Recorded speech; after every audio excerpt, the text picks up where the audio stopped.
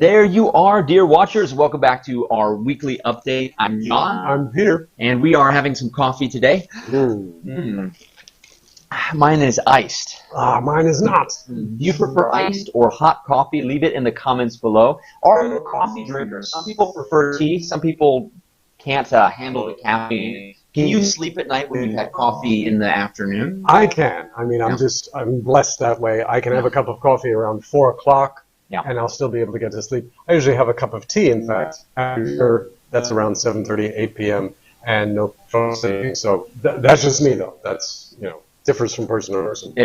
I remember finishing up grad school, I would become a serious coffee drinker, drinking coffee at like 1 a.m. to finish papers and had to wean back. But coffee is pretty amazing. They say it originated in the country of Ethiopia, just above the Horn of Africa. Since then, it has spread around the world. It grows best in kind of volcanic, high-altitude climates, which makes Taiwan a perfect place to grow coffee. Though it's incredibly expensive to get good Taiwanese coffee because the area is relatively small where it is actually grown, like at Hualien. Have you ever had Hualien coffee? I have Vietnamese coffee. I haven't actually had that much local Taiwan coffee, I'm afraid, unless 7-Eleven counts. Yeah, I don't know what they have. Probably something from South or America, maybe. But today we're talking about coffee. One of our articles in the magazine is about a Seattle-based company that has a robot for a barista. Okay, if I say the word barista, what am I talking about? A barista, to my mind, is someone who serves you the coffee. You go into Starbucks or any coffee shop, the person who gives you the coffee is the barista. The barista, that's right. We have the word bar in there, B-A-R. A bar is a very useful word in English. A bar could literally mean a pole, like a stick. When we talk about the bar, though, we're talking about something specific. Right, and even then we could be talking about multiple specific things. Yeah. The bar could be the countertop in a pub or a cafe where you get your drinks, pay for it. The bar could also be if you're a lawyer. They have B-A-R. The B-A-R, which is an accreditation society for lawyers. You have to pass the bar exam. Or if you've been brought before the bar, that usually means you've been brought into court on some legal proceedings. Yeah. There's a lot. Bar is actually very B-A-R. It really is. If you bar someone from doing something, it means you're prevented, you're barred. Yeah. Here in Taiwan, we actually have bar beer. That's the most common usage of it. That's right. Go to the bar. Go to a place where you can get a drink. But a coffee shop still has a bar, the counter where you go up to. So a barista is the person behind the bar. They're serving you drinks. And now robots are doing it. You have a coffee shop where you and your wife go on Saturdays, you said, right? Yes, I do. Here in Taipei, we go almost every Saturday. And it's a nice place. There are about 3, maybe, that we rotate among. But the one we go most often has good coffee, nice environment. You can always get a seat, usually. Yeah. I have a coffee shop I go to in Wanhua. We do a free kind of like Bushiban English class for kids at Jian Cafe. If you ever want to say hi, stop by on Saturdays. The coffee is really good. Homeland Coffee in Wanhua. They're building an MRT, so it's a little bit hard to get to on foot. But I just learned how to be a barista. My friend Eric runs the coffee shop. He taught me how to make espresso. I used to say that word espresso with a K sound, espresso, but it's just espresso. Espresso. E-S-P-R-E-S-S-O or something like that. Yeah, exactly. Are you an espresso drinker? I am not. The problem with espresso is that it tastes great, but you get too little of it. That's right. Because it's so concentrated. It's very powerful. Like, I have an Americano right here, and an Americano is an espresso, but with lots of water poured in. That's right. To dilute the kick of the caffeine. Yeah. So an espresso by itself, I know some people love them, more power to you, but it's too much caffeine, too little time for me. An Americano, you get to draw it out, drink it for like 20, 30 minutes. That's right. We Americans, we like to enjoy our coffee. Cheers. Cheers. So, what kind of coffee do you like to drink? Let's also get your response to this poll question today. What is your response? Who is a better coffee barista? The humans, the robots. Humans and robots together in a combination workspace, or you just don't like coffee, and that's valid. Though crazy. Now, coffee is not for everyone. It's a very bitter taste, but it wasn't for me until just about 7 or 8 years ago. I just didn't have the taste for it. I couldn't imagine how people could drink it. It was so bitter and hot and dark. Yeah. And then just something happened. I started to drink milk tea because I came here to Taipei where they have milk tea. Okay. And I was like, this is good. I wonder if there's like a milk coffee. That there is, of course. It's called a latte or a cappuccino or whatever.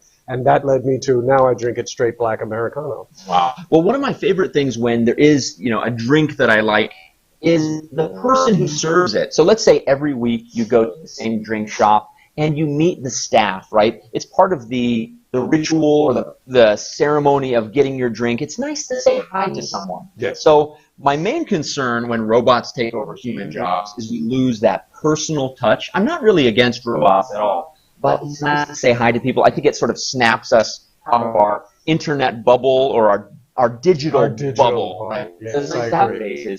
And it's a really fun job. For a number of years while I was working as an actor in LA, I had not exactly a barista job, but I worked at a smoothie restaurant. And I had a food restaurant. Jamba Juice. No, it was a place called Backyard Bowls, but we served acai bowls, and it was a really fun experience. I actually got to see and meet a lot of famous actors because it was right by a studio. Wow. So being a barista or being behind the counter is a great place to just have social interactions with your customers. They become kind of like your, not exactly your family, but like your short-term friends, your acquaintances that come through. So, acquaintances, that's a good word.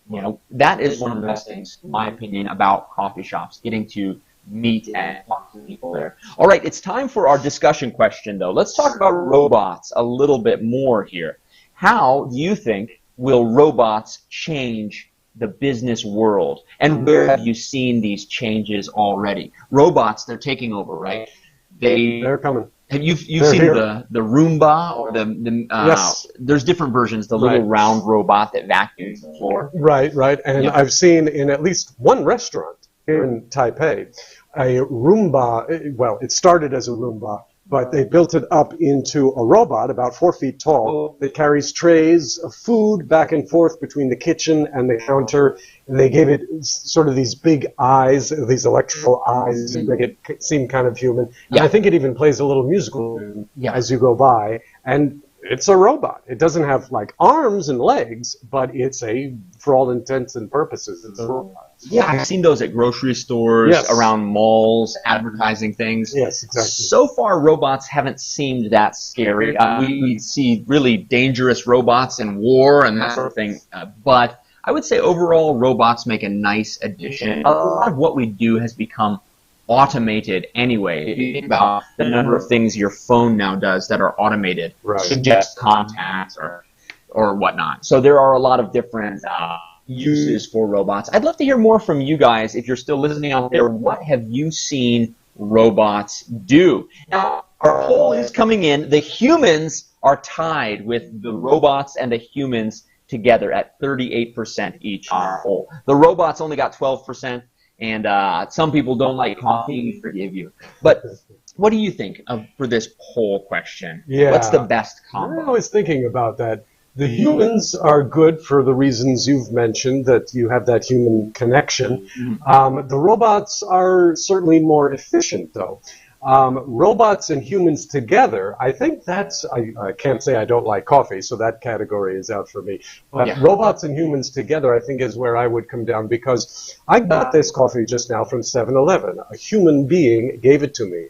That human being got the coffee by pressing some buttons on a machine. Yeah, it wasn't what we would call a robot, but it was a machine. The person didn't just grind the beans themselves and hand pour the water in and wait for it and all that. It was produced by a machine.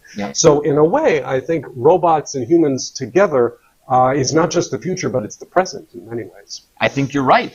Now, this robot barista that we're talking about in our advanced article, when you read that article, you'll get better vocabulary in there. This robot barista is not yet incredibly fast. So there's still some time for the fast barista.